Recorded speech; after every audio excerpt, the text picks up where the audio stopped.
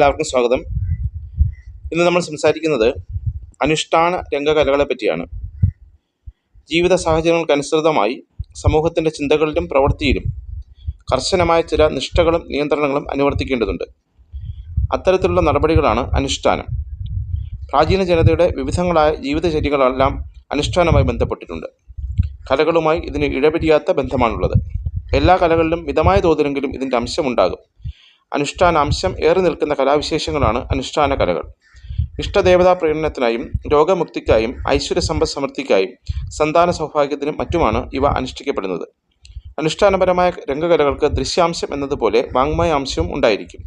അനുഷ്ഠാനം എന്ന ക്രിയാംശം ഇത്തരം കലകളുടെ അവതരണത്തിൽ ഒഴിച്ചുകൂടാനാകാത്തതാണ്. കലകൾ മിത്തിൻ്റെ ലോകം സൃഷ്ടിക്കുന്നത് അതിലൂടെയാണ്. കേരളത്തിലെ പ്രധാനപ്പെട്ട അനുഷ്ഠാന കലകൾ മുടിയേറ്റ്, പടയണി, തെയ്യം, തിറ, യക്ഷഗാനം, സർപ്പംതുള്ളൽ, ചവിട്ട് നാടകം, ദഫ്മുട്ട്, അറവനമുട്ട്, കാളിയൂട്ട്, പൂരക്കളി, കോലം തുള്ളൽ, കാളിത്തീയാട്ട് തുടങ്ങിയവയാണ്. അനുഷ്ഠാന രംഗകലകളിൽ മിക്കതിനും വാദ്യമേളങ്ങൾ ഉപയോഗിക്കുന്നുണ്ട്. ജാതി വർഗ പാരമ്പര്യവും ഇതിൻ്റെ സവിശേഷതയാണ്. സമൂഹത്തെ ഏകതയിലേക്ക് നയിക്കാനും ക്രമീകരിക്കാനും അനുഷ്ഠാന കലകൾ സഹായകമാണ്. അതിലാദ്യം മുടിയേറ്റിനെ പറ്റിയാണ്. ഒന്നാമതായി സംസാരിക്കുന്നത് മുടിയേറ്റിനെ പറ്റിയാണ്. മുടിയേറ്റ് അനുഷ്ഠാനവും അതോടൊപ്പം നാടോടി നാടകവുമാണ്. ഭദ്രകാളി പ്രകടനത്തിനായുള്ള അനുഷ്ഠാന കലയാണ് ഇത്. മുടിയെടുപ്പ് എന്നും ഇതിന് പേരുണ്ട്. കൊച്ചി, തിരുവിതാംകൂർ പ്രദേശങ്ങളിലും മധ്യ കേരളത്തിൽ വിരളമായും ഇത് അവതരിപ്പിക്കപ്പെടുന്നു. തിരുമുടി തലയിൽ അണിഞ്ഞാണ് കാളിയായി ആടുന്നത്. മരം കൊണ്ടോ ലോഹം കൊണ്ടോ നിർമ്മിച്ച ഭീകരതയാർന്ന മുഖവും ജടാഭാരവുമാണ് മുടി എന്നറിയപ്പെടുന്നത്. പൊതുവിൽ കുറുപ്പന്മാർ എന്ന വിഭാഗക്കാരാണ് മുടിയേറ്റ് നടത്തുന്നത്. അപൂർവമായി പല സ്ഥലങ്ങളിലും മാരായന്മാരും ഇത് ചെയ്യുന്നുണ്ട്. വാദ്യക്കാർ മിക്കപ്പോഴും മാരായന്മാരായിരിക്കും. വീക്ക് ചെണ്ട, ഉരുട്ട് ചെണ്ട, ഇലത്താളം, ചേങ്ങില എന്നീ വാദ്യങ്ങളുടെ അകമ്പടിയോടെയാണ് മുടിയേറ്റ് നടത്തുക. കഥാപാത്രങ്ങളുടെ സംഭാഷണ രൂപത്തിലുള്ളവയാണ് മുടിയേറ്റിലെ പാട്ടുകൾ. അലങ്കരിക്കപ്പെട്ട പന്തലിൽ പഞ്ചവർണ്ണ പൊടികൾ കൊണ്ട് ഭദ്രകാളിയുടെ കളം ചിത്രീകരിക്കും. വേതാളത്തിൻ്റെ പുറത്തേറി വരുന്ന ദാരിക ശിരസറുത്ത് മുടി തൂക്കിപ്പിടിച്ച കാളിയുടെ രൂപമാണ് കളം. കളം പൂജയും കളംപാട്ടും കന്യകമാരുടെ താലപ്പൊലിയും കഴിഞ്ഞാൽ തിരി ഒഴിച്ചൽ, അതായത് പന്ത ഒഴിച്ചിലാണ്. ബാധോപദ്രവങ്ങൾ തുടങ്ങിയവ മാറ്റാനാണ് തിരി ഒഴിയുന്നത്. അതിനുശേഷം കളം മായ്ച്ച് മുടിയേറ്റ് ആരംഭിക്കും. ദാരികനെയും ദാനവേന്ദ്രനെയും കൊണ്ട് മനുഷ്യർക്കും ദേവന്മാർക്കുമുള്ള ബുദ്ധിമുട്ടുകൾ നാരദൻ ശിവനെ അറിയിക്കുന്നതോടെയാണ് മുടിയേറ്റ് തുടങ്ങുന്നത്. തുടർന്ന് തന്നോട് യുദ്ധം ചെയ്യാൻ ആരുണ്ട് എന്ന് ദാരികൻ വെല്ലുവിളിക്കുന്നു. ദാരിക വധത്തിനായി ഭദ്രകാളി പോർക്കളത്തിലേക്ക് പാഞ്ഞു വരികയും കോയിമ്പടാർ വന്ന് കാളിയുടെ കലി അടക്കാനായിട്ട് കൈലാസത്തിൽ നിന്ന് പോർക്കളത്തിലേക്കുള്ള മാർഗ്ഗവിഘ്നത്തെപ്പറ്റി പറയുകയും ചെയ്യുന്നു. ഹാസ്യകഥാപാത്രമായ കൂളിയും രംഗത്തണിപ്പിക്കാൻ ശ്രമിക്കുന്നു. പിന്നീട് യുദ്ധമാണ്. ദാരിക ദാനവേന്ദ്രന്മാർ ഭയന്ന് ഒളിച്ചിരുന്നിട്ട് ഇരുട്ടാകുമ്പോൾ യുദ്ധത്തിലേർപ്പെടാമെന്ന് കരുതുന്നു. അത് മനസ്സിലാക്കി കാളി തൻ്റെ മുടി അഴിച്ചിട്ട് ഇരുട്ടാക്കി യുദ്ധത്തിനെത്തിയ ദാരിക ദാനവേന്ദ്രന്മാരെ വധിക്കുന്നതാണ് മുടിയേറ്റ്. മുഖത്ത് തേപ്പും ഉടുത്തുകെട്ടും കിരീടവുമൊക്കെ ചേർന്നതാണ് മുടിയേറ്റ് വേഷങ്ങൾ. കത്തിച്ചു വെച്ച നിലവിളക്കിൻ്റെ മുമ്പിലാണ് അഭിനയം. നിലവിളക്കിനോടൊപ്പം തീവട്ടിയും പന്തങ്ങളും ഉപയോഗിക്കുന്നുണ്ട്. 12 മുതൽ 20 വരെ ആളുകളാണ് ദാരികവധം കഥ അവതരിപ്പിക്കാൻ വേണ്ടത്. ഭദ്രകാളി, ദാരികൻ, ശിവൻ, നാരദൻ, കോയിമ്പടാർ, ദേവേന്ദ്രൻ, കൂളി എന്നിവരാണ് മുടിയേറ്റിലെ പ്രധാന വേഷങ്ങൾ. കാളിയുടെ മുഖത്ത് അരിമാവും ചുണ്ണാമ്പും ചേർത്ത് ചുട്ടികുത്തുന്നത് വസൂരിക്കലയുടെ സങ്കല്പത്താലാണ്. ശിവനും നാരദനും രംഗത്ത് വന്ന ശേഷം ദാരികൻ്റെ പുറപ്പാടാണ്. തുടർന്ന് കാളിയും കൂളിയും പുറപ്പെടും. കാളിയും ദാരികനുമായുള്ള പോർവിളി നടക്കുന്നു. കോയിമ്പടാർ രംഗത്ത് വന്ന ശേഷമാണ് ദാരിക കാളി യുദ്ധം. മുടിയെടുപ്പിലെ അന്ത്യരംഗത്ത് ദാരികൻ്റെ തലയർത്ത് കാളി രംഗത്ത് വരുന്നു. ശിവസ്തുതി പാടി മുടിയേറ്റ് അവസാനിപ്പിക്കുന്നു. സൂര്യാസ്തമന ശേഷം മുടിയേറ്റ് തുടങ്ങുകയും പുലരും മുമ്പ് അവസാനിപ്പിക്കുകയും ചെയ്യും. ദാരിക നിഗ്രഹത്തിന് ശേഷം കാളി പൂജയും നിവേദ്യവും കഴിച്ച് പന്തമൊഴിയും. കൂടിയിരിക്കുന്നവരെ പന്തമൊഴിയുകയും മുടിയിലെ പൂവ് പ്രസാദമായി നൽകി മുടിയെടുത്ത് മുടിയേറ്റ് അവസാനിപ്പിക്കുന്നു. കാളിയുടെ തലയിൽ വയ്ക്കുന്ന കിരീടം വലിയ മുടി എന്നറിയപ്പെടുന്നു. ഈ ഭാരിച്ച മുടി ധരിക്കുന്നത് കൊണ്ടാവാം മുടിയേറ്റ് എന്ന് പേരുണ്ടായത്. മുടിയേറ്റിലെ പഞ്ചവർണ്ണ പൊടിയിൽ പച്ച നിറത്തിന് വാകയിലയോ പൊങ്ങില്യത്തിൻ്റെ ഇലയോ ഉണക്കി പൊടിച്ചതും, കരിനിറത്തിന് ഉമിക്കരി പൊടിച്ചതും, വെണ്ണയ്ക്ക് അരിപ്പൊടിയും, മഞ്ഞവർണ്ണത്തിന് മഞ്ഞൾ പൊടിയും, ചുവപ്പ് നിറത്തിന് മഞ്ഞളും ചുണ്ണാമ്പും ചേർന്ന് കലർത്തിയുമാണ് ഉപയോഗിക്കുന്നത്. കണ്ണ് ചുവപ്പിക്കാൻ ചുണ്ടപ്പൂ കണ്ണിലിടുന്നു. മുടിയേറ്റിലെ ചുവടുവയ്പ്പുകൾക്ക് സുരക്ഷിതമായിട്ടാണ് ക്ഷേത്രമുറ്റത്തായാലും അതിൻ്റെ പരിസരത്തായാലും നിരപ്പായ തറയിൽ വിളക്ക് വയ്ക്കുന്നത്. മുടിയേറ്റ് നടത്തുന്ന പ്രധാന ക്ഷേത്രങ്ങൾ കേരളത്തിൽ കോട്ടയം ഏറ്റുമാനൂർ ക്ഷേത്രം, മൂഴിക്കുളങ്ങര ഭഗവതി ക്ഷേത്രം തുടങ്ങിയവയാണ്.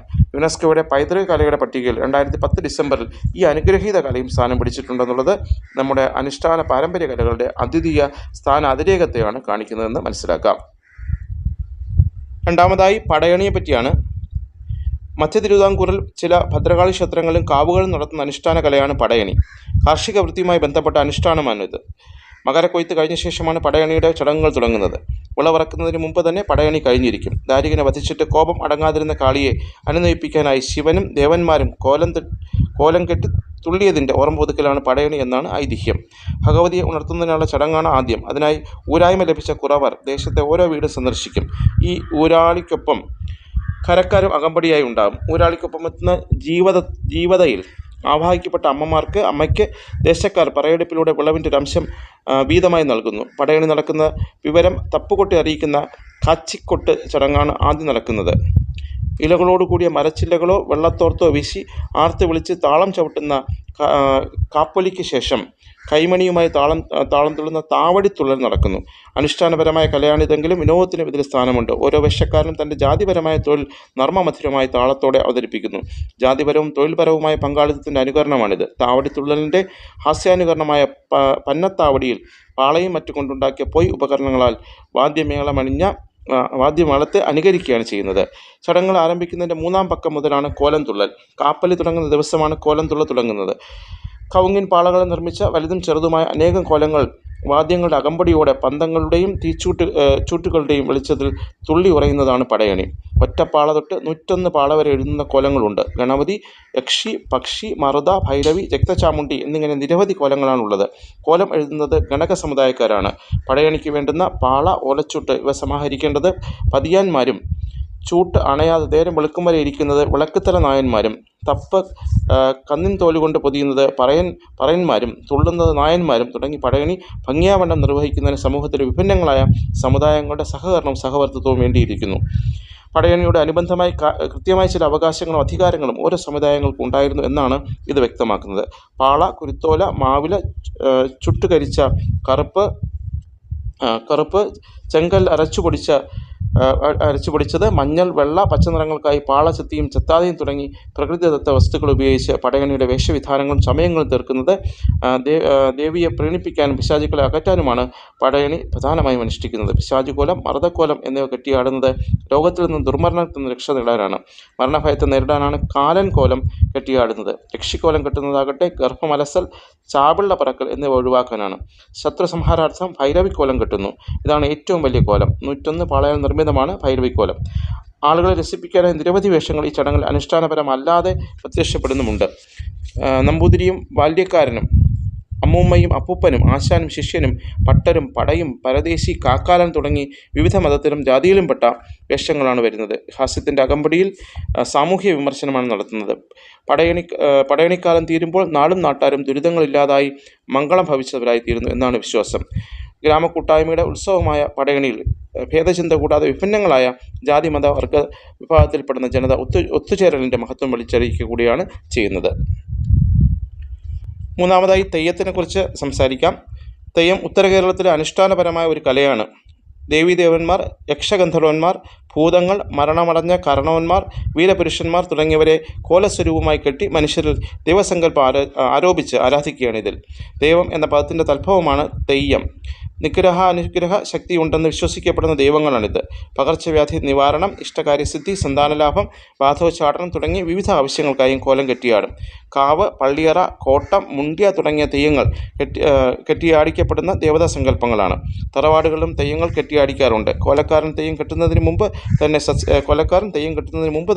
സസ്യഭുക്കായി വ്രതമെടുക്കണം. പ്രാമാണ്യമുള്ള തെയ്യങ്ങൾ കെട്ടുന്ന കൊലക്കാരൻ 10 ദിവസം തിനയരി ചോറ് മാത്രം കഴിച്ച് ഓലക്കീറ്റിൽ ധ്യാന നിമഗ്നനായി കഴിയേണ്ടതുണ്ട്.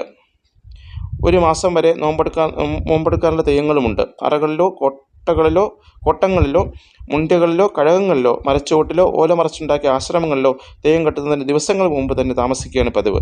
ഉടനീളം ആരാധന സ്വഭാവമുള്ളതിനാൽ കർമ്മങ്ങൾ മുഴുവൻ അനുഷ്ഠാനപരങ്ങളാണ്. ശക്തിയാരാധന, ശൈവാരാധന, നാഗാരാധന, ഭൂതാരാധന, വൃക്ഷാരാധന, മൃഗാരാധന, വീരാരാധന തുടങ്ങി ആരാധന രീതികളെല്ലാം തെയ്യാട്ടവുമായി ബന്ധപ്പെട്ടിരിക്കുന്നു. തോറ്റംപാട്ടുകളിലൂടെ ഏത് ദേവതയെക്കുറിച്ചാണ് പാടുന്നതെന്ന് മനസ്സിലാക്കാനാവും. മലയൻ, വണ്ണാൻ, മാവിലൻ, വേലൻ, പുലയൻ, പരവൻ തുടങ്ങിയ സമുദായക്കാർ തെയ്യം കെട്ടുന്നതിൽ നിന്നും ഒരു കാര്യം മനസ്സിലാക്കാം. കീഴാള വർഗത്തിൻ്റെ ആത്മപ്രകാശന വേദിയാണ് എന്ന് മനസ്സിലാക്കാനാവും. തെയ്യം കെട്ടുന്ന കാലം തുലാം 10 മുതൽ മേടമാസത്തിൻ്റെ അവസാനം വരെയാണ്. കാവുകളിലും തറവാട്ടുകളിലും ആണ്ടുതോറും നിശ്ചിത കാലത്ത് തെയ്യം കഴിപ്പിക്കുന്നതിന് കളിയാട്ടം എന്നാണ് പറയുക. ഏറെക്കാലം കൂടി കളിയാട്ടം കഴിപ്പിക്കുന്നതിന് പെരുങ്കളിയാട്ടം എന്ന് പറയും. നൃത്തം ചെയ്യുന്ന ദേവതാ സങ്കല്പമാണ് തെയ്യത്തിനുള്ളത്. തെയ്യ നൃത്തമാണ് തെയ്യാട്ടം എന്നറിയപ്പെടുന്നത്. തെയ്യത്തിൻ്റെ വേഷമാണ് തെയ്യക്കോലം. ഓരോ സമുദായത്തിനും തെയ്യക്കോലം ആടാനുള്ള അവകാശമുണ്ട്. ഭംഗിയാർന്ന മുഖത്തെഴുത്തും വ്യക്തനിറമാർന്ന ആടയാഭരണങ്ങളും കുരുത്തോലയും പൂക്കളും കൊണ്ടുള്ള അലങ്കാരങ്ങളുമൊക്കെ തെയ്യക്കോലങ്ങൾക്കുണ്ടായിരിക്കും. വാദ്യം, ഗീതം, നടനം എന്നിവ ചേർന്ന അനുഷ്ഠാന കലാരൂപമായ തെയ്യത്തിന് ചെണ്ട, ചെങ്ങില, ഇലത്താളം തുടങ്ങിയ വാദ്യങ്ങളാണ് ഉപയോഗിക്കുന്നത്. താളമേളങ്ങൾക്കനുസരിച്ചാണ് തെയ്യക്കോലങ്ങൾ ആടുന്നത്. ഓരോ തെയ്യത്തിനും തോറ്റത്തിനും നടന രീതി വ്യത്യസ്തമാണ്. ശരീരവും മനസ്സും ശുദ്ധമായിരിക്കുന്ന വിധമുള്ള വ്രതനിഷ്ഠങ്ങളുമായി കഴിയുന്ന കോലധികാരികളും കോമരവുമൊക്കെ മത്സ്യമാംസാദികൾ ഭക്ഷിക്കാൻ പാടില്ല. ദേവതാഭേദം ആസ്പദമാക്കി വ്രതക്കാലവും മാറും. ഒറ്റക്കോലം തുടങ്ങിയവർക്ക് ഭാരമേറിയ മുടിവഹിക്കുന്നവർ തെയ്യങ്ങൾക്കും വ്രതനാളുകളുടെ എണ്ണം കൂടുതലായിരിക്കും. അരിയും മഞ്ഞളും പൊടിച്ച പ്രസാദമാണ് പൊതുവിൽ ഭക്തർക്ക് നൽകി തെയ്യം അനുഗ്രഹിക്കാറുള്ളത്. ഭക്തജനങ്ങളുടെ ആവലാതികൾക്ക് പരിഹാരം അരുളി ചെയ്യുന്നതിന് ഉരിയാട്ട് കേൾപ്പിക്കൽ എന്നാണ് പറയുക. മീൻ, കോഴി, ആട്, വെളിച്ചെണ്ണ, നാളികേരം, അരി, പണക്കിഴി, വെറ്റില, അടയ്ക്ക തുടങ്ങിയ നേർച്ചകൾ ഭക്തർ തെയ്യങ്ങൾക്ക് സമർപ്പിക്കാറുണ്ട്. നായാട്ട് ദേവതകൾക്കായി നായാട്ട് നടത്തി അതിലൂടെ ലഭിക്കുന്ന മാംസം തെയ്യത്തിന് കാഴ്ചവെച്ചിട്ട് അത് പാകപ്പെടുത്തി ഭക്തജനങ്ങൾക്ക് പ്രസാദമായി നൽകാറുണ്ട്. കോലക്കാരിൽ കുടികൊള്ളുന്ന ദേവതാ ചൈതന്യത്തെ ആസ്ഥാനത്തേക്ക് തിരിച്ചു നൽകുന്ന സങ്കല്പത്തിൽ ആത്മം കൊടുക്കൽ ചടങ്ങ് കോമരത്തിൻ്റെയും ഭക്തജനങ്ങളുടെയും അനുവാദത്തോടെ നടത്തുന്നു. തെയ്യം അവസാനിച്ച ശേഷം പള്ളിപ്പീഠത്തിലേക്ക് അരിയെറിഞ്ഞ് വന്ദിക്കുന്നതോടെ ദേവത അതേ സ്ഥാനത്ത് തിരിച്ചെത്തുന്നതാണ് വിശ്വാസം. തെയ്യം സ്ഥാപിക്കുന്നതിന് മുടിയെടുക്കലോടുകൂടിയാണ്. മുടിയെടുക്കലോടുകൂടിയാണ്. തെയ്യം ദൃശ്യകലയായതിനാൽ ഹാസ്യ കഥാപാത്രങ്ങൾ ഇത് ധാരാളമായിട്ടുണ്ട്. മുഖപ്പാള വയ്ക്കുന്നതാണ് ഹാസ്യലക്ഷണം. ബെപ്പിരനും പട്ടർക്കും പൊയ്മുഖമില്ല. പൊട്ടൻ തെയ്യം ഹാസ്യം പറയുമെങ്കിലും തത്വചിന്തയാണ് അതിലേറെയുള്ളത്. ജാതിക്കെതിരെയുള്ള വാദങ്ങളാണ് ഈ തെയ്യത്തിനുള്ളത്. ഗ്രാമീണ ജനതയുടെ പ്രാക്തന വിശ്വാസ നിഷ്ഠകൾ ഇപ്പോഴും ഒപ്പം കൂട്ടുന്നതിൻ്റെ പ്രതീകങ്ങളാണ് ഇന്നും നിലനിൽക്കുന്ന തെയ്യാട്ടങ്ങൾ. നാലാമത് തിറയെപ്പറ്റിയാണ്. ഉത്തര കേരളത്തിലെ ഒരു അനുഷ്ഠാന കലയാണ് തിറ. കോഴിക്കോട് ജില്ലയിലാണ് തിറയാട്ടത്തിന് കൂടുതൽ പ്രചാരമുള്ളത്. തറയാട്ടമാണ് തിറയാട്ടമായെന്ന് ചില പണ്ഡിതന്മാർ അഭിപ്രായപ്പെടുന്നു. നാട്ടുപ്രമാണിമാർ സാമുദായിക കാര്യങ്ങൾ തീരുമാനമെടുത്തിരുന്ന തറകളാണ് പിൽക്കാലത്ത് ആരാധനാ സ്ഥലങ്ങളായി മാറിയത്. ഇവിടെ ദൈവക്കോലങ്ങൾ കെട്ടിയാടുന്നതിനാണ് തിറകളെന്ന് പറയുന്നതെന്ന് പണ്ഡിതന്മാർ പറയുന്നു. അർത്ഥവൃത്താകൃതികൾ നേരിയ പലക കൊണ്ടുണ്ടാക്കി തലയിൽ വയ്ക്കുന്ന സാധനമെന്നാണ് തിറയ്ക്ക് ശബ്ദധാരാവലിയിൽ അർത്ഥം നൽകിയിരിക്കുന്നത്. വർണ്ണപ്പകിട്ടുള്ള തിറ തലയിൽ കെട്ടിയ ശേഷം ആടുന്നത് കൊണ്ടായിരിക്കാം ഇതിന് തിറയാട്ടം എന്ന പേര് വന്നത്. കോഴിക്കോട് ജില്ലയിലെ വടക്ക് കുറുമ്പ്രനാട് ദേവതാ രൂപം ധരിച്ചാടുന്ന കോലങ്ങൾ മിക്കതിനെയും തെയ്യമെന്നാണ് പറയുന്നത്. ആ പ്രദേശങ്ങളിൽ വേട്ടയ്ക്കൊരുമകൻ, ഊർപ്പിഴച്ചി, വൈരജാതൻ തുടങ്ങിയ ചില കോലങ്ങളെ മാത്രമേ തിറയെന്ന് വിളിക്കാറുള്ളൂ. പാണൻ, പെരുമണ്ണാൻ, മുന്നൂറ്റാൻ, അഞ്ഞൂറ്റാൻ തുടങ്ങിയ സമുദായക്കാരാണ് തിറയാട്ടം നടത്തുന്നത്. വാദ്യക്കാരും ഈ സമുദായത്തിൽപ്പെട്ടവർ തന്നെയാണ്. തലയിൽ വലിയ മുടിയും മുഖത്തും മാറിലും പല നിറത്തിലുള്ള ഭംഗിയേറെ ചിത്രമെഴുത്തും മെയ്യാഭരണങ്ങളും അരയിൽ പട്ട് ചുറ്റിയ വലിയ ഉടുത്തുകെട്ടും കയ്യിൽ വാളും പരിചയം ഒക്കെ ചേർന്ന തിറയുടെ വേഷവിധാനം ഓലച്ചൂട്ടിൻ്റെ വെളിച്ചത്തിൽ വളരെ ആകർഷകമാണ്. ഓരോ തിറയ്ക്കും പ്രത്യേകം വേഷവും താളനൃത്തങ്ങളുമാണുള്ളത്. തിറയുടെ ഭാവചലനങ്ങൾ രൗദ്രരസത്തിന് പ്രാധാന്യം നൽകുന്ന വിധത്തിലാണ് അവതരിപ്പിക്കുന്നത്. തോറ്റം പാട്ടുകളാണ് തിറയാട്ടത്തിന് പാടുന്നത്. 5 അടികളാണ് അവയിൽ മുഖ്യമായിട്ടുള്ളത്. ചെണ്ട, തുടി, ഇലത്താളം തുടങ്ങിയ വാദ്യങ്ങളാണ് ഇതിൽ ഉപയോഗിക്കുന്നത്. കരിയാത്തൻ, കരിവില്ലി, പൂവില്ലി, ഇളവില്ലി, കുട്ടിച്ചാത്തൻ, വീരഭദ്രൻ, പൂതാടി, വസൂരിമാല എന്നിങ്ങനെ നിരവധി തിറകളാണുള്ളത്. ധനു മുതൽ മേടം വരെയുള്ള മാസങ്ങളിലാണ് തിറയാട്ടം നടത്തുന്നത്. തിറയാട്ടത്തിൽ ആദ്യം വെള്ളാട്ടമാണ്. ഇത് ദേവൻ്റെ ചെറുപ്പകാലത്തെ സൂചിപ്പിക്കുന്നു. കാവുകളിലും തറവാടുകളിലുമാണ് തിറ നടന്നു വരുന്നത്. 5-ാമതായി യക്ഷഗാനത്തെ പറ്റിയാണ്. ഉത്തര കേരളത്തിലെയും കർണാടകത്തിലെ സൗത്ത് കാനറ ജില്ലകളിലെയും പ്രാചീന നൃത്തനാടക രൂപത്തിലുള്ളതാണ് യക്ഷഗാനം. ഇതിനെ ഭാഗവതരാട്ടം എന്ന മറ്റൊരു പേരുണ്ട്. വർണ്ണാഭമായ വേഷവിധാനങ്ങളും കിരീടവും ഈ കലാരൂപത്തിൻ്റെ പ്രത്യേകതയാണ്. കഥകളിയിലെ വാദ്യങ്ങളാണ് മിക്കവാറും ഇതിന് ഉപയോഗിക്കുന്നത്. വിശേഷിച്ചും ചെണ്ട ഉപയോഗിക്കുന്നു. മഹാഭാരതം, രാമായണം, ഭാഗവതം തുടങ്ങിയവയിലെ കഥയോട് സംഗീതവും നൃത്തവും വാദ്യവും അഭിനയവും ചേർത്ത് അവതരിപ്പിക്കുന്നതാണ് യക്ഷഗാനം. ഗണപതി പൂജ നടത്തിയിട്ടാണ് യക്ഷഗാനം ആരംഭിക്കുന്നത്. ആദ്യം രംഗത്ത് പ്രത്യക്ഷപ്പെടുന്നത് ബാലഗോപാല വേഷങ്ങളാണ്. കഥയെക്കുറിച്ചുള്ള വിവരണം ഭാഗവതർ നടത്തിയ ശേഷമാണ് കോമാളി വേഷങ്ങൾ പ്രത്യക്ഷമാകുന്നത്. തുടർന്ന് ചെണ്ടക്കാരുടെയും വാദ്യക്കാരുടെയും പ്രാഗൽഭ്യം വെളിവാക്കാനുള്ള വേളയാണ്. തിരനോട്ടത്തോടെ കഥാപാത്രങ്ങൾ ഓരോന്നായി വേഗം പ്രവേശിക്കുന്നു. 400ഓളം യക്ഷഗാന പ്രസംഗങ്ങൾ പ്രചാരത്തിലുണ്ട്. യക്ഷഗാന പ്രസംഗങ്ങൾ പുരാണ പ്രസിദ്ധ കഥകൾ, ദേവീ മഹാത്മ്യം, കംസവധം, നരകാസുരവധം തുടങ്ങിയവ കൂടാതെ സാമൂഹ്യ ചരിത്ര കഥകളും വർത്തമാനകാലത്ത് അവതരിപ്പിക്കുന്നുണ്ട്. കഥാപാത്രങ്ങൾ തമ്മിലുള്ള വാക്പയറ്റുകൾ മനോധർമ്മം അനുസരിച്ച് പറയുന്നതാണിത്. സമകാല സമകാലിക സാമൂഹ്യ പ്രശ്നങ്ങളും ഇത്തരം ഭാഷണത്തിൽ കടന്നു വരാം. കാസർഗോഡ് മുതൽ ഉടുപ്പി വരെയുള്ള യക്ഷഗാനം തെക്കൻ സമ്പ്രദായവും ഉടുപ്പിക്ക് വടക്കുള്ളത് വടക്കൻ സമ്പ്രദായവുമാണ്. തെക്കൻ സമ്പ്രദായം നാടകത്തിന് പ്രാധാന്യം നൽകുമ്പോൾ വടക്കൻ സമ്പ്രദായം നാട്യത്തിന് പ്രാമുഖ്യം നൽകുന്നു. തെയ്യം, കഥകളി എന്നിവയുടെ സ്വാധീനമാണ് വേഷത്തിൽ കാണുന്നത്. സ്ത്രീവേഷം കെട്ടുന്നത് പുരുഷന്മാരാണ്. ഗ്രാമീണ കലയായി മാത്രം കാണുന്ന യക്ഷഗാനത്തിന് ഇന്നത്തെ നിലയിലുള്ള സ്ഥാനം നൽകിയത് കാസർഗോഡ് കുമ്പളയിലെ പാർത്ഥി സുബ്ബ കവിയാണ്. കേരളത്തിൻ്റെ തിറ, തെയ്യം, രാമനാട്ടം, കൃഷ്ണനാട്ടം, കൂത്ത് തുടങ്ങിയവയിൽ നിന്ന് പലതും സ്വീകരിച്ച് യക്ഷഗാനത്തെ അദ്ദേഹം പരിഷ്കരിച്ചു. ഈ ജനകീയ കലയെ കുറെ കൂടി കലാമൂല്യതും ഉള്ളതും പ്രശസ്തമാക്കി തീർത്തത് ഡോക്ടർ ശിവരാമ കാരന്താണ്. ഹോസ്ദുർഗ് താലൂക്കിലെ മലയാള യക്ഷഗാനങ്ങൾ അവതരിപ്പിക്കാറുണ്ട്. ഹോസ്ദുർഗ് താലൂക്കിൽ മലയാള യക്ഷഗാനങ്ങൾ അവതരിപ്പിക്കാറുണ്ട്. ക്ഷേത്ര പരിസരത്ത് മാത്രമല്ല, എല്ലായിടത്തും ഇന്ന് ഈ കലാരൂപം അവതരിപ്പിക്കപ്പെടുന്നു. ആറാമതായി സർപ്പം തുള്ളലിനെ പറ്റിയാണ്. സർപ്പപ്രീതി വരുത്താനുള്ള അനുഷ്ഠാന കലയാണിത്. സർപ്പം തുള്ളൽ നാഗക്ഷേത്രങ്ങളിൽ സർപ്പക്കാവുകളിലും വീടുകളിലും ഇത് നടത്തും. വ്രതാനുഷ്ഠാനത്തോടെ കന്യകമാരാണ് സർപ്പം തുള്ളുന്നത്. 7 or 9 ദിവസം മുമ്പ് വ്രതാനുഷ്ഠാനം തുടങ്ങും. വ്രതം നിൽക്കുന്നവർ ഉപ്പ്, പുളി, എരിവ്, പുഴുക്കലരി എന്നിവ കഴിക്കാൻ പാടില്ല. പച്ചരി വറ്റിച്ചതോ പാലും പഴവോ കഴിക്കാം. അലങ്കരിച്ച പന്തലിലാണ് പുള്ളുവർ സർപ്പക്കളം വരയ്ക്കുന്നത്. ആ കളം വീരാളിപ്പട്ട് കൊണ്ട് മൂടും. രാവിലെ അരിപ്പൊടിയിലും ഉച്ചയ്ക്കും രാത്രിയിലും പഞ്ചവർണ്ണ പൊടിയിലുമാണ് കളം എഴുതുക. എത്ര പുരുഷന്മാരുണ്ടെങ്കിലും പുള്ളുവത്തി ഒരു നുള്ളു പൊടിയെങ്കിലും വാരിയിടണം. സർപ്പ യക്ഷികളും അഷ്ടനാഗക്കളം തുടങ്ങി പല പ്രകാരത്തിലുള്ള കളങ്ങൾ എഴുതുക പതിവുണ്ട്. അരി, തേങ്ങ, വെറ്റില, പാക്ക്, കവിങ്ങിൻ, പൂക്കുല, ദീപം, പാൽക്കുടം തുടങ്ങിയവ കളത്തിന് ചുറ്റും വരച്ചിരിക്കും. പ്രധാന പുള്ളുവൻ്റെ നിർദ്ദേശമനുസരിച്ച് കളത്തിൽ കളം പൂജ തുടങ്ങുന്നു. പൂജയ്ക്ക് ശേഷം പ്രധാന പുള്ളുവൻ്റെ തിരി ഒഴിച്ചിലാണ്. കത്തിച്ച പന്തത്തിലാണ് സ്വന്തം ശരീരം ഒഴിയുന്നത്. അതിനുശേഷം സർപ്പം തുള്ളുന്ന കന്യകമാർ പന്തലിലേക്ക് ആനയിക്കപ്പെടും. 14 ദിവസത്തെ വ്രതശുദ്ധി എടുത്തവരാണ് ഇവർ. ഒരവസരത്തിൽ 2 പേർക്കേ കളത്തിൽ പ്രവേശനമുള്ളൂ. 100 പാലും കൊടുക്കൽ കഴിഞ്ഞാൽ കന്യകമാർ പൂക്കുല കൈയിലേന്തി ആടും. വീണ, കൈമണി, പുള്ളോർക്കുടം എന്നിവയുടെ അകമ്പടിയോടെ പുള്ളോർപ്പാട്ട് തുടങ്ങും. പുള്ളു മുറുകുമ്പോൾ തുള്ളലും മുറുകും. തുള്ളുന്നവർ ഭക്തജനങ്ങളെ അനുഗ്രഹിക്കുകയും അവരുടെ വിഷമങ്ങൾക്ക് വേണ്ട പരിഹാരങ്ങൾ നിർദ്ദേശിക്കുകയും ചെയ്യും. സർപ്പം തുള്ളൽ കഴിയുമ്പോൾ കാപ്പറത്ത് അവർക്ക് പുഴുക്കലരിയും ഉപ്പും കൊടുത്ത് നോമ്പ് മുറിക്കും. ഒടുവിൽ സർപ്പം തുള്ളുന്നവർ കളത്തിൽ വീണുരുണ്ട് കളം മാച്ച് അതിൽ കിടക്കും. രാവിലെയും ഉച്ചയ്ക്കും രാത്രിയിലും ഈ തരത്തിലാണ് കർമ്മം. സർപ്പം തുള്ളലിൻ്റെ ചടങ്ങുകൾക്ക് പ്രാദേശിക വ്യത്യാസങ്ങൾ ഉണ്ടാകും. സർപ്പം തുള്ളൽ അവസാനിക്കുന്ന ദിവസം അഷ്ടനാഗപൂജ, ഉച്ചബലി, നാഗബലി, കുരുതി തുടങ്ങിയവ പിണിയാളും കളം പൂജയും മറ്റും പുള്ളുവനും ചെയ്യും. ഓരോ സന്ദർഭത്തിലും പാടാനായി വ്യത്യസ്തങ്ങളായ സർപ്പപ്പാട്ടുകളുണ്ട്. നാഗങ്ങളെ സ്തുതിക്കുന്ന പാട്ടുകൾ കൂടാതെ പാലാഴി, മഥനം തുടങ്ങിയ പാട്ടുകളും പാടും. സമ്പത്തിനും സന്താന സൗഭാഗ്യത്തിനും ഐശ്വര്യത്തിനും വേണ്ടിയാണ് ഇത് അനുഷ്ഠിക്കുന്നത്. ആരാധനയ്ക്കും അനുഷ്ഠാനത്തിനും അപ്പുറം ഈടിറ്റ കലകളുടെ കൂട്ടായ്മ കൂടിയാണ് സർപ്പം തുള്ളൽ. ഇനി 7ാമതായി ചവിട്ട് നാടകത്തെപ്പറ്റിയാണ്. വീരരസപ്രധാനമായ സംഗീതവും നൃത്തവും അഭിനയവും പയറ്റുമൊക്കെ ഉള്ള കലാരൂപമാണ് ചവിട്ടുനാടകം. പോർച്ചുഗീസുകാരുടെയും കേരളത്തിലെ സൈനിക പാരമ്പര്യമുള്ള ക്രൈസ്തവ ജനതയുടെയും സംഭാവനയാണിത്. പ്രാചീന കേരളത്തിലെ ആയോധന കലയുടെ പാരമ്പര്യത്തിൽ വളർന്നു വന്ന സാമൂഹ്യ നൃത്തനാടകമാണിത്. കഥാപാത്രങ്ങൾ മിക്കവാറും ധീരോദാത്ത ഗുണങ്ങൾ ഉള്ളവരും വീരപരാക്രമികളുമായിരിക്കും. ചെണ്ട, ഇലത്താളം, മദ്ദളം തുടങ്ങിയ വാദ്യങ്ങളാണ് ഇതിലുള്ളത്. സ്ത്രീവേഷക്കാരുടെ ലാസ്യപ്രധാനമായ ആവിഷ്കാരങ്ങൾക്ക് മൃദംഗം, തബല, ഫ്ലൂട്ട് മുതലായ വാദ്യങ്ങളാണ് ഉപയോഗിക്കുന്നത്. ചക്രവർത്തിമാരുടെയും രാജാക്കന്മാരുടെയും വർണ്ണപ്പകിട്ടുള്ള വേഷഭൂഷാദികൾക്ക് സമാനമായ അംഗവസ്ത്രങ്ങളും കിരീടങ്ങളുമാണ് കഥാപാത്രങ്ങൾ ഉപയോഗിക്കുന്നത്. സംഗീതത്തിന് അനുയോജ്യമായ താളലയങ്ങളും ചുവടുവയ്പ്പുകളുമാണ് ചവിട്ട് നാടകത്തിലുള്ളത്. താണ്ഡവമാണ് ഇതിൽ പ്രാധാന്യം. നീച കഥാപാത്രങ്ങളുടെ ചുവടുവയ്പ്പുകൾ വേറിട്ട് നിൽക്കുന്ന വിധത്തിലാണ്. കാൽ നിവർത്തി ചവിട്ടാതെ പാദത്തിൻ്റെ മടമ്പ് ചവിട്ടി അമർന്ന് ചവിട്ടുന്നതാണ് രീതി. പടവെട്ട് ഈ നാടകത്തിൻ്റെ അവിഭാജ്യ ഘടകമാണ്. യുദ്ധവും പോർവിളിയും വധവും മറ്റുമുള്ള ഈ കലാരൂപം പ്രാചീന കാലഘട്ടത്തിലെ ജനകീയ അഭിരുചിയോട് ചേർന്ന് നിൽക്കുന്നു. കൊടുങ്ങല്ലൂരിന് വടക്ക് ചാവക്കാട് മുതൽ തെക്ക് കൊല്ലം വരെയുള്ള തീരപ്രദേശങ്ങളിലായിരുന്നു ഈ കലയുടെ ആരംഭം.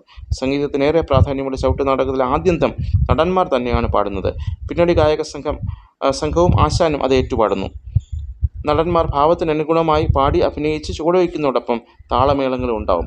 കാറൽമാൻ ചരിതം, അല്ലേശു നാടകം, ഇസ്മാക്ക് വിജയം, ലൂസീന ചരിത്രം, ജാനോവ നാടകം തുടങ്ങിയവ ചില പ്രധാന ചവിട്ട് നാടകങ്ങളാണ്. യൂറോപ്യൻ ഓപ്പറയുടെയും കഥകളിയുടെയും സമ്മിശ്ര രൂപമാണ് ചവിട്ട് നാടകം. നമ്മുടെ പൗരാണിക സംസ്കാരത്തിൻ്റെ ഭാഗമായ ചവിട്ട് നാടകം പ്രാക്തന ചൈതന്യത്താൽ അപൂല്യമായൊരു കലാരൂപം കൂടെയാണ്. 8ാമതായി ദഫ്മുട്ടിനെ പറ്റിയാണ്. കേരളത്തിലെ മുസ്ലിം ജനതയുടെ ഇടയിൽ പ്രചാരമുള്ള അനുഷ്ഠാന കലയാണ് ദഫ്മുട്ട്. ദഫ് എന്നത് പേർഷ്യൻ പദമാണ്. ഉത്തര കേരളത്തിലാണ് ഇതിലേറെ പ്രാധാന്യമുള്ളത്. മരം കൊണ്ട് നിർമ്മിച്ച ഒരു ഭാഗം കാളത്തോൽ കൊണ്ട് പൊതിഞ്ഞതിനെ ദഫ് എന്ന് പറയുന്നു. ആ ദഫ് മുട്ടിക്കൊണ്ട് പാടി ആടിക്കളിക്കുന്നതാണ് ദഫ്മുട്ട്. സംഘത്തിലെ പ്രധാനയാൾ പാട്ടുപാടുമ്പോൾ 12 കൂടുതലുള്ള കളിക്കാർ വട്ടത്തിൽ നിന്ന് ദഫ് കൊട്ടി താളത്തിനൊത്ത് താഴ്ന്നും ഉയർന്നും ചുവടുവെച്ച് ആടും. ആദ്യകാലത്ത് അറബി ഗാനങ്ങളായിരുന്നു ദഫ് കളിക്ക് പാടിയിരുന്നത്. പിന്നീടാണ് ഭാഷയിൽ മാറ്റം വരുന്നത്. പാട്ടുകൾക്ക് ഉള്ളടക്കം വ്യത്യസ്തമാണ്.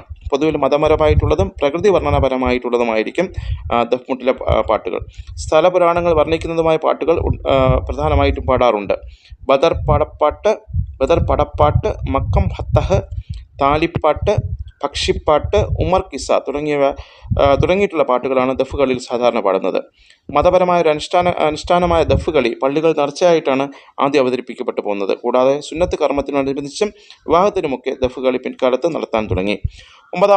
ഒമ്പതാമതായി അറബന മുട്ടിനെ പറ്റിയാണ്. മുസ്ലിം ജനതയുടെ ഇടയിൽ പ്രചാരത്തിലുള്ള ഒരു അനുഷ്ഠാന കലയാണിത്. അറബന എന്ന വാദ്യോപകരണം കൈകൊണ്ട് മുട്ടിയാണ് കളിക്കുന്നത്. ദഫിനേക്കാളും മരച്ചട്ടയ്ക്ക് കൂടുതൽ വ്യാസമുണ്ടായിരിക്കും. വൃത്താകൃതിയിലുള്ള മരച്ചട്ടയുടെ ചുറ്റിനും പിത്തള ചിലമ്പുകൾ ഘടിപ്പിച്ച് ആട്ടിൻ തോലോ മൂരിക്കുട്ടൻ്റെ തോലോ കൊണ്ട് മരച്ചട്ട പൊതിയും. ആശാൻ ബൈത്ത് ചൊല്ലിക്കൊടുക്കുമ്പോൾ കളിക്കാർ അത് ഏറ്റുപാടി പതിഞ്ഞ താളത്തിൽ തുടങ്ങി ക്രമേണ വേഗം കൂടും. എണ്ണത്തിനനുസരിച്ച് വലത്തോട്ടും ഇടത്തോട്ടും ചാഞ്ഞാണ് കളിക്കുന്നത്. അറബന അവതരിപ്പിക്കുന്നതിൻ്റെ ഭാഗമായി മുസ്ലിം സമുദായക്കാരുടെ വീടുകളിൽ ആയുധപ്രയോഗം നടത്താറുണ്ട്. റാത്തിപ്പ്, കുത്തുറാത്തിബ് തുടങ്ങിയ അനുഷ്ഠാനങ്ങൾക്കൊപ്പമാണ് ആയുധപ്രയോഗം നടത്തുന്നത്. യുദ്ധവീരന്മാരുടെയും രക്തസാക്ഷികളുടെയും കഥയാണ് പാട്ടിലുള്ളത്. അനുഷ്ഠാനങ്ങളുടെ ഭാഗമായും റംസാൻ തുടങ്ങിയ വിശേഷപ്പെട്ട ആഘോഷങ്ങളിലും അറബന മുട്ട് നടത്താറുണ്ട്. വെളുത്ത മുണ്ടും ഷർട്ടുമിട്ട് വെള്ളത്തുണിയാലുള്ള തലക്കെട്ടുമായിട്ടാണ് അറബന കളിക്കാർ രംഗത്ത് വരിക. ആശയസമ്പുഷ്ടതയും താളവും ശ്രുതിയുമൊത്ത മാപ്പിളപ്പാട്ടുകൾക്കൊപ്പമോ അറബി പാട്ടുകൾക്കൊപ്പമോ ആണ് അറബന മുട്ട് നടക്കുന്നത്. മതപരമായ വിഷയമോ വീരഗാഥകളോ പടപ്പാട്ടുകളോ പ്രേമകഥകളോ ആണ് സാധാരണയായി പാടാറുള്ളത്. ഈ കലയുടെ നേർക്കാഴ്ചയ്ക്കപ്പുറം കേൾവിയിലാണ് അതിൻ്റെ സവിശേഷത അറിയാനാകുന്നത്. അപ്പോൾ ഇന്ന് നമ്മൾ സംസാരിച്ചത് അനുഷ്ഠാന രംഗകലകൾ എന്നറിയപ്പെടുന്ന 9 കലകളുടെ സവിശേഷതകളെ പറ്റിയാണ്. മുടിയേറ്റ്, പടയണി, തെയ്യം, തിറ, യക്ഷഗാനം, സർപ്പംതുള്ളൽ, ചവിട്ട് നാടകം, ദഫ്മുട്ട്, അറബനമുട്ട് എന്നിവയെ പറ്റിയാണ് സംസാരിച്ചത്.